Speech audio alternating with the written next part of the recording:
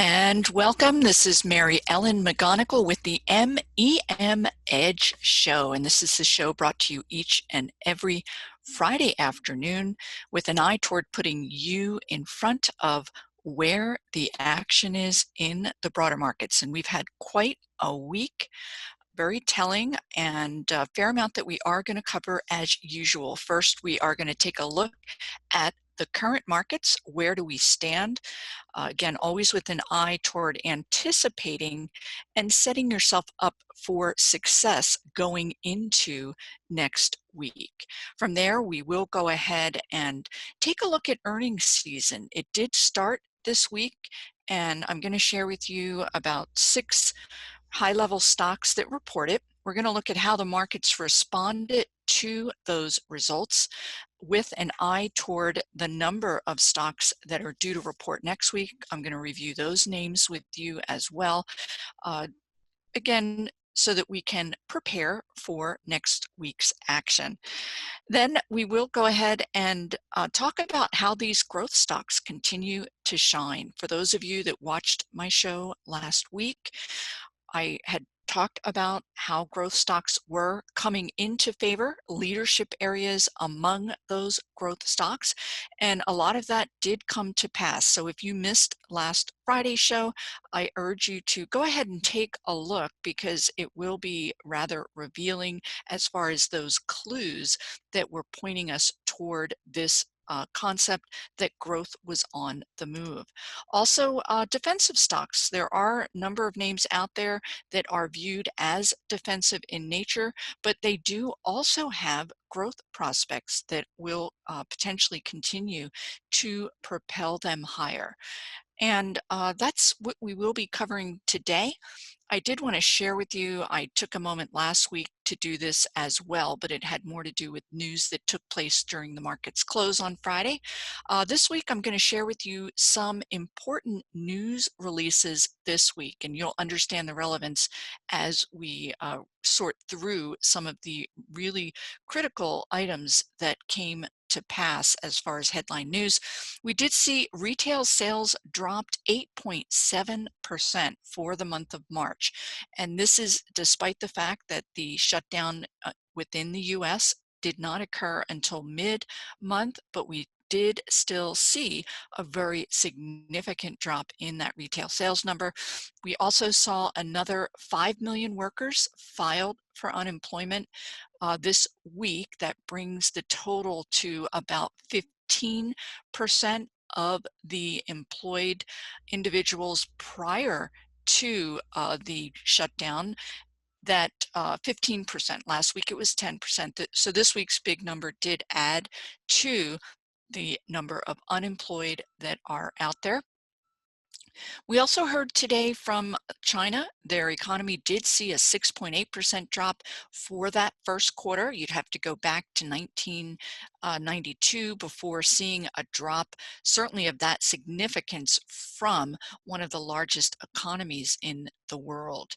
Another event that came out, they haven't actually reported, but early reports are showing that manufacturing activity within the US is showing an unprecedented collapse in March. Now, I'm not the bearer of bad news normally, but I did want to share this information with you, primarily with the concept that despite all of that particularly horrible news this week, we did see a significant uptick in the broader markets. And my bigger point here is that the markets are in a bullish phase. They are in a period, and they have the ability to essentially shrug off what by and large has been mostly negative news. Now, we cannot leave the news segment without pointing out one of the most impactful headlines news, and that is the fact that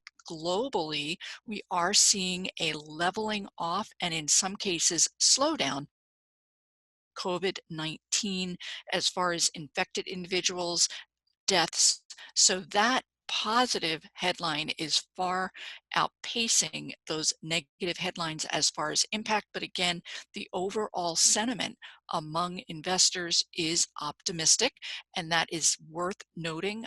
Investors, their sense and feel for as far as their reaction is going to, of course, drive the markets either higher or lower. So we're looking here at a daily price chart of the S&P 500, and today's action was particularly bullish, but for the week we did see the broader market indexes rally, particularly the S&P 500, 2.7%. So what we are seeing this, actually, we will go ahead and take a look at the weekly chart as well. But on this daily chart, the S&P 500 has now broken back above that 50-day simple moving average. And this is something for those of you that have been following my work. It is something that I have been on the prowl for because that action is very bullish. I'm going to go ahead and pull up the stochastics on this chart. That's another momentum indicator. Right now I have that RSI displayed, and the MACD, I'm sorry, I had the MACD displayed, and that was positive. But we can see the stochastics remain up here in positive territory. It is a bit overbought, but the stochastics were our early signal on the upside. This is subsequent to that March 23rd low in the markets. The stochastics did flash positive directly immediately following that. So we're going to keep an eye on those stochastics for a potential early negative signal. We're not there right now. We are in a bullish position. The RSI remains positive and is trending upward. But again, we did get this nice break up above the 50, and we did so on increased volume over the yesterday. So that's certainly very positive and constructive. Let's go ahead and move over to this weekly view of the S&P 500. And as such, each bar is 1 week, and then we move our moving averages to a 10-week or 50-day. And then the blue line is that 40-week or 200-day simple moving average. Again, we can see that break up above that 50-day. Now, I do want to point out to you this RSI, and this is something I've covered in the past as well. The concept that the RSI got into an oversold position as this bear market developed, and an oversold RSI on a weekly chart is very unusual. It is worth noting because the advances out of an oversold, the only historically previous time would be '08, and during the internet bubble, '01, '02 bear market. Those were the only two in recent history where we did get into an oversold position on a weekly with the RSI. The point here is that a move out of this RSI into positive territory, once it hits oversold, can be really powerful and prolonged. So that's what we are on the prowl for. We're right here at 47 on that RSI. 50 and above would be bullish. I just pointed out this prior period here in that after prior subsequent to the '18 bear market, the significance of that RSI positive on a weekly. It is going to be a later signal, no doubt, but once it does occur, it can be impactful.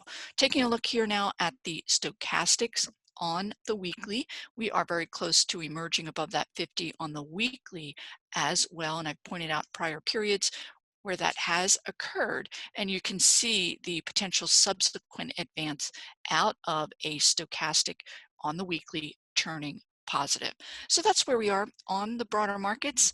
As usual, from here, we're going to go ahead and drill down. Let's pull the curtain back and look at these underlying sectors within the S&P 500. What I've done here is gone ahead and plotted a candle glance view. Each chart here is 2 months of trading activity, daily charts. RSI, I've gone ahead and added that on top of this view, sorted it in descending. We want to see strength to weakness. I'm going to go ahead and update it among these sectors. we do each and every week, and it did in fact point us to the relevance as far as where the strength was. And again, it has continued to proceed. Let's take a look. Healthcare up here in the forefront. And this is very dramatic as far as the activity this week. Last week, healthcare was one of only 2 out of the 11 sectors that turned positive with this breakup above the 50. Take a look at the advance beyond that bullish move. Healthcare was up 6.2% this week. We are going to get into precisely where the strength is among healthcare, but we have a number of factors that is pushing healthcare here up to the forefront. Consumer discretionary, I would argue a good portion of this is going to be Amazon. Amazon had a stellar week, double-digit returns as the company pre-announced superior growth. They actually stopped taking new applicants, if you will, or people that can sign up for their online delivery. Demand is just far too high as far as relative to their ability to service that many people. And then consumer staples. This is an area I talked about in the beginning, defensive stocks with growth prospects. I'm going to blow this up as well because staples this week joined technology and healthcare as far as turning bullish up above this 200-day simple moving average with other outlying positive indicators. We're going to take a look at that group as well. And here we are with technology. Technology for the week was up almost 5%. And this also, I talked about last week how it picked up, and it is continuing above that 50-day simple moving average. And then, of course, as we drill down and take a look at some of these other sectors that are down here languishing, industrials, this is going to be all about a number of the stocks that are languishing within this particular sector. And then financials, despite earnings, are not coming are not performing well this week. So we are going to get into that when we take a look at some of those earnings. Let's go ahead and take a look at some of the other sub-industry groupings outside of those sectors that are also going to be very telling. For those of you not familiar with my work, I did for over 15 years, was a VP at William O'Neill. And during that period, I was ingrained in the O'Neill methodology as far as uncovering these top growth stocks, and I was able to share that intel with top portfolio managers and analysts throughout the globe. So I do have a bias toward growth stocks, but that same methodology can be used in other areas such as the defensive areas as well. But drilling down here, I've gone ahead and input the biotech grouping, IGV, which is software, semiconductors, and then also put in there gold and oil, the VIX, and other relevant indicators. That RSI is overlaid in descending order. So let's take a look. We talked about healthcare being up 6.2% for the week. We can point to biotechs. These stocks were up 9.4% for the week. And we did point this out last week as the group had turned bullish going into this week. And we've seen this nice continuation rally that is taking place. We're going to share as far as why this group is up so much and the outlook for this area, as well as biotechs are really showing their relative outperformance and strength. The next area is software, another area that turned very nicely bullish this week. A lot of software stocks are finding a pickup in growth with this work from home lockdown, the need for people to stay connected. Cloud computing has become an integral part of that, and there are pockets of strength within that area as well. And we can see semiconductors having a very good week, also turning bullish, up above these moving averages. So we have a lot of good news as far as these growth areas really bubbling up and coming to life, despite recession fears. And a lot of economists are even concluding that we are in the throes of one, but good to see these growth areas that are able to grow in the face of a pandemic. Their services are needed. I did mention earlier the concept that some of these in the sense that they are a needed commodity, similar to other areas, not quite as vital as food or drugs, but certainly in order to keep us connected, not only work-wise, but socially as well.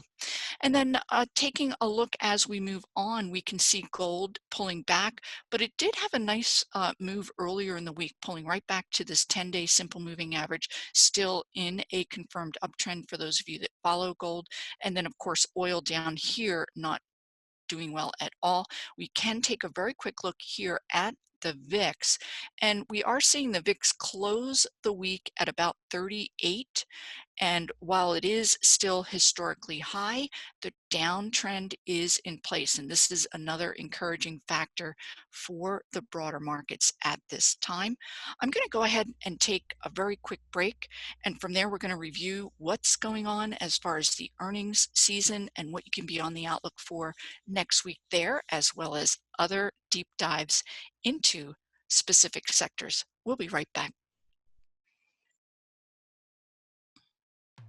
Hi, this is Mary Ellen McGonagle, author of the MEM Edge Report. In my biweekly report, I highlight top growth stocks as they enter buy zones, and I educate subscribers on why that stock is attractive both technically and fundamentally. In addition, you'll be alerted to when it's time to exit that stock based on negative technical action. And this biweekly report gives you confidence by providing fundamental insights into why an area of the market is strong and which companies within that strong area have the best growth profiles that'll help propel that stock higher. Subscribers to the MEM Edge Report are benefiting from my expertise in uncovering top performing growth stocks. Subscribe now to take advantage of my special trial offer. A defensive stock, but we can see the nice uptick and very bullish response to their earnings. However, the stock is up about 2.5% on the day, and not quite as explosive a move that you might anticipate, given that the stock did announce very, very strong growth. And the reason that Procter & Gamble, don't get me wrong, it is in a nice uptrend. It does appear poised for further upside. We're getting a lot of bullish signals from this stock, golden cross, green 10-day simple moving average up through the red 50-day in conjunction with the price poised to break out of a base. But I will say it is a bit suppressed as far as its response, certainly relative to other stocks we're going to look at. And it's all about the strong US dollar. The US dollar has been very strong. Procter & Gamble, 60% of their sales is outside of the US. And the reason I'm pointing that out is because you are going to want to pay attention to these big multinational companies as they begin to report their earnings. This strong dollar will have an impact. Let's take a look at a stock that is due to report next week. This is Kimberly-Clark, had a nice rally. Certainly, a lot of times that will occur when a stock that's in that same non-durable home products space, in this case, reports good numbers. You'll see sympathy trade to the upside in other areas, but Kimberly-Clark is due to report on Wednesday. 51% of their sales is derived internationally, so just to bear that in mind. Let's take a look at another bellwether name in its industry that reported this week. This is KSU, Kansas Southern, one of the bigger rail stocks. And KSU reported a very strong first quarter. They had record revenues. A lot of that is because of their transportation of chemicals and oil into Mexico. But the company actually came out and pulled their guidance for the full year. And the primary reason is because rail stocks, as with many other industries, are seeing unprecedented challenges and just a lot of uncertainty. So this uncertainty, we do see that the stock had a nice gap up 3%, but we're going to be hearing a lot about that uncertainty from these CEOs, CFOs as we march into the remainder of the second quarter. So we do have a number of rail stocks due to report next week. CXSX certainly is one of those stocks. So bearing that in mind, that the industry, despite some areas of strength, they are seeing a lot of challenges. A couple of healthcare stocks that reported this week, and this is one of the reasons that we are seeing vibrancy within or among healthcare. This is Abbott Labs. Take a look at this significant advance for the week. The company has a 5-minute virus COVID-19 test that they have launched, and analysts are expecting as much as $1 billion in revenue increases from Abbott. So when we look at a stock such as Abbott, we can quickly pull up the weekly on this, and you'll see that the stock is up 12% on the week. I would urge you to take a look at an intra-day chart, and this would be if you own the stock or were interested in assuming a position, because right now we're looking at a 60-minute or 1-hour price chart. I have a 5-hour, 13-hour simple moving average, and you can see how this really can help you, because Abbott Labs really began their advance at the beginning of this month, August 2nd, when they announced that that 5-minute testing ability, and we can see that the stock broke back above these simple moving average in conjunction with positive RSI and MACD characteristics. Now, of course, on the downside, you are going to want to be on the prowl for this type of move where the price breaks back below the simple moving averages and the RSI and MACD turn negative. Let's take a look at another stock that reported this week, also in the healthcare space. Johnson & Johnson came out with their numbers, and we can certainly start with this 60-minute only because we're here. We can see it's still in a confirmed uptrend on that super near-term intraday, but let's go ahead and drill out to a daily price chart for J&J, and we can see another significant advance. The company did come out. They are in the throes of producing a potential vaccine, but there is a lot in the way of headwinds for this company. They're poised to break out of this space, but they do still have a couple of outstanding potential lawsuits. Another company that reported this week that is of significance, not only because of their report, but because other stocks in the group are going to begin, of course, reporting as well. This is UNH, United Healthcare. We can see the nice significant advance. This UNH is the nation's largest health insurer, and this company came out, they beat Q1 earnings, and they also kept their guidance for the remainder of the year at the same level. So the company and management is bullish as far as the longer term prospects. We can see the stock up 10% for the week, but it does appear to continue to have more potential upside. Another company in this group that is due to report next week, HCA, is also an insurer, and we can see, let's go back to the daily. The stock is just now poised to, it did break up above this 50. I would look at 128, this blue 200-day simple moving average, as the next potential area of resistance, but they are coming out with earnings on Tuesday. Let's take a look at a couple of other bellwether stocks that are going to be reporting earnings next week. And I am focused, again, primarily on those headline moving type stocks because they will capture the attention of investors and also have an impact potentially on the broader group. This is Chipotle Cmg, and the stock is due to report on Tuesday. Nice bullish break back up above this blue 200-day simple moving average. RSI and MACD are both positive, and I will point out to you that Chipotle did get more than one upgrade this week going into their Tuesday report. And during uptrending standard or more normalized markets, upgrades going into earnings tend to be very bullish, and they are foretelling. Another big bellwether name reporting next week is Netflix. There's been a lot of angst among value investors that the stock has gotten ahead of itself, but it really tried to pull back today, but found buyers. You can see it closed the day in the upper portion of its trading range on the day. Netflix is due to report on Tuesday, and the stock's currently trading at about 420. Analysts have their estimates for price targets do go up as high as $500 for this. And those of you, I'm sure many of you are subscribers given the lockdown condition that we're in, but there are analysts that think that the growth prospects remain strong beyond the current lockdown conditions. Let's take a look at an intraday. I talked about drilling down to a 1-hour chart for some of these bigger, faster movers, and we can see that this current uptrend in Netflix, I talked about the stock being upgraded throughout the week.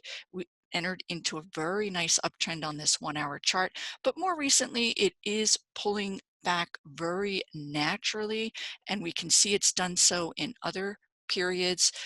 Ideally, your potential buy point back into the stock would be a break above those simple moving average. Very bullishly, the stocks RSI and MACD have remained positive during today's pullback, so keep an eye on that one. Wednesday, let's take a look at some other bigger names that are due to report next week. This is Lockheed Martin, and they are going to come out with their numbers on Wednesday. The stock has a nice 2.5% yield. This 6% rally today. Couple of things at play here. One is Boeing announced that they are going to open their manufacturing very soon, very shortly. That did help a lot of these defense-related stocks because it's anticipated that they will also begin ramping up any reduced manufacturing capabilities that they've had.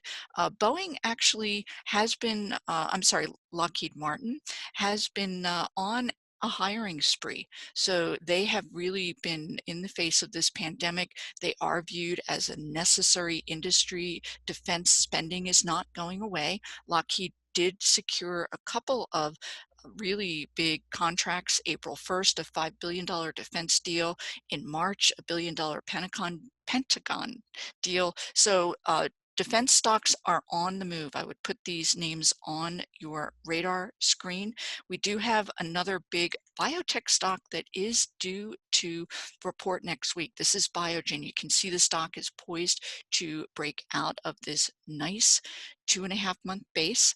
And the company did partner in March with a biotech firm with an eye toward creating a coronavirus treatment, but they also have other Alzheimer's treatment that ebbs and flows as far as potential FDA approval, but Biogen certainly does look healthy. So I do have time for just a couple of other, one last one.